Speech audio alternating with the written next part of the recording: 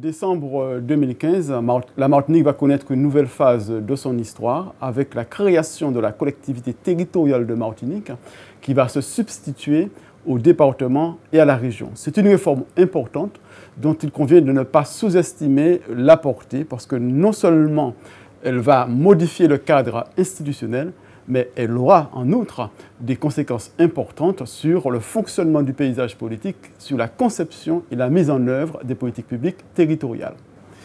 Qu'est-ce qui va changer avec la création de la collectivité territoriale de Martinique? Cette question est fréquemment posée et j'avoue que je me la suis posée à plusieurs reprises. Cette réforme va se traduire par la création de nouveaux cadres institutionnels qui va se substituer au département et à la région actuelle.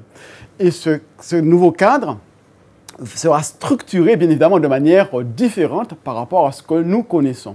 La collectivité territoriale de Martinique sera composée principalement de 3 institutions. D'une part, nous aurons l'Assemblée de Martinique composée de 51 membres, dont la fonction, c'est de régler par ses délibérations les affaires de la collectivité territoriale de Martinique.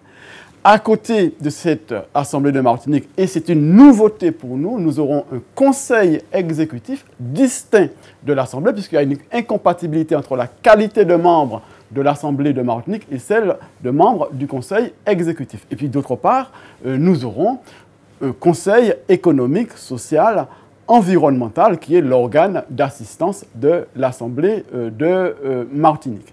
Donc c'est ce cadre-là qui va évoluer et qui va nous obliger à faire un effort d'adaptation. Et quand je dis « nous », il s'agit de tout le monde, à la fois les décideurs politiques, les fonctionnaires territoriaux et nous autres citoyens qui auront affaire non plus à 2 collectivités comme c'était le cas jusqu'à maintenant, mais une collectivité qui va exercer les compétences du département et de la région. Nous nous sommes demandé récemment ce qui va changer avec la mise en place de la collectivité territoriale de Martinique. Aujourd'hui, nous allons nous demander en sens inverse ce qui ne va pas changer. Je serais tenté de dire que l'enveloppe va effectivement changer, mais le contenu ne va pas changer. Pourquoi?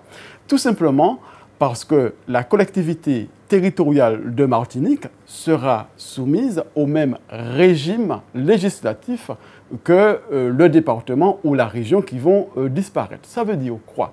Ça veut dire que exactement comme aujourd'hui, avant le passage à la collectivité territoriale de Martinique, eh bien, demain, les lois et les règlements vont continuer à s'appliquer de plein droit dans ce nouveau cadre institutionnel.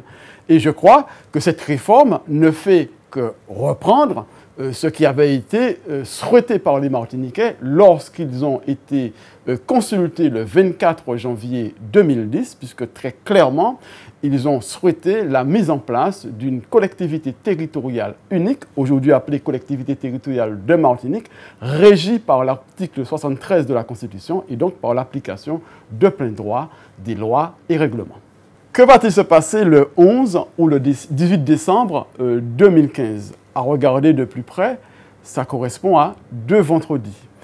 Eh bien, tout simplement, il s'agit du premier vendredi qui suit l'élection de l'Assemblée de Martinique. Si c'est le 11 décembre, ça veut dire que l'élection s'est jouée à un seul tour. Si c'est le 18 décembre, ce qui est plus probable, compte tenu de l'état du paysage politique de la Martinique, ça veut dire que l'élection s'est jouée au second tour.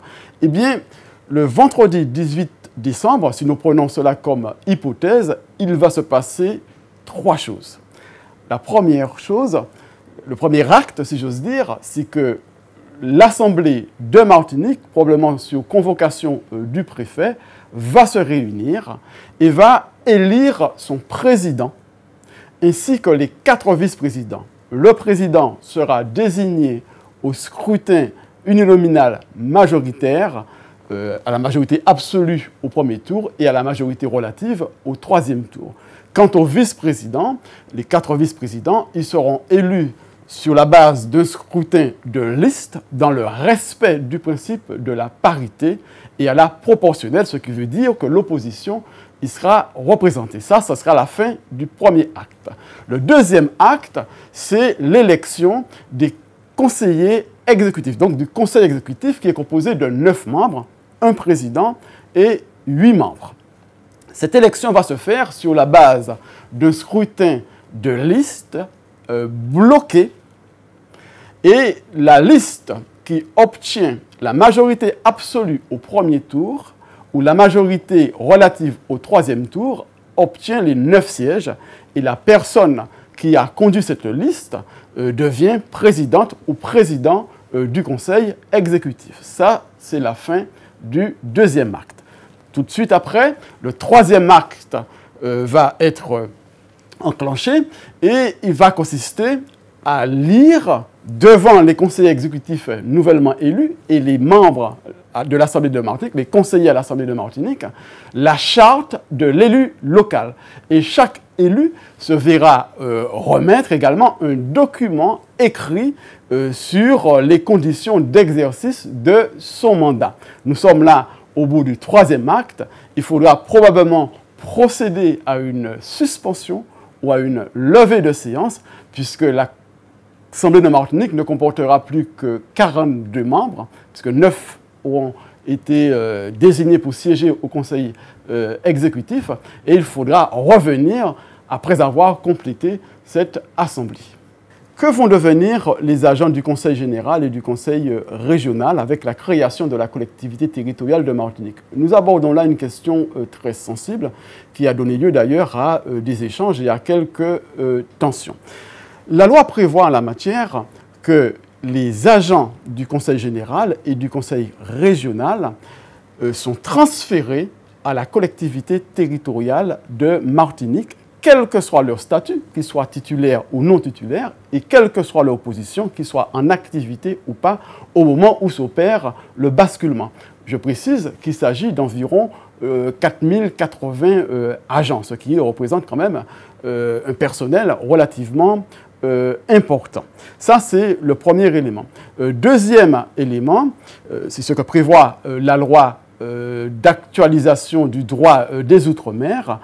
Le directeur général des services de la région devient pour une période limitée, qui en tout cas ne veut pas aller au-delà du 30 juin 2016, devient le directeur général des services de la collectivité territoriale de Martinique. Le directeur général des services du département devient le directeur général adjoint. Quant aux autres directeurs généraux adjoints du département ou de la région, ils sont maintenus dans leurs fonctions.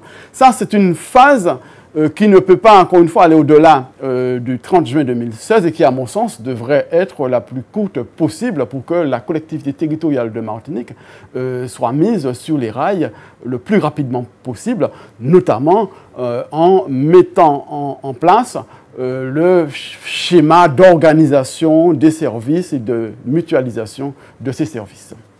À quoi sert le Conseil économique, social, environnemental, de la culture et de l'éducation qui sera mis en place en même temps que la collectivité territoriale de Martinique?